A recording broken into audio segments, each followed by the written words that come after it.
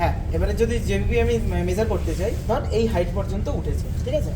তাহলে এর সোজাসুজি মোটামুটি একটা লেভেল হলো, এইখানে স্কেলটা বসালি একটা, আরেকটা বসালি, আরেকটা স্কেল অ্যাকচুয়ালি লাগতো, দেখতে একটু এইটা এখানটায় বসে, ধর এখানে বসালাম।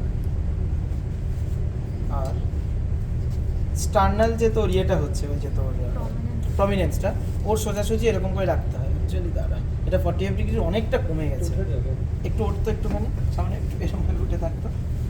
এই তো একটু দূরে ধর না,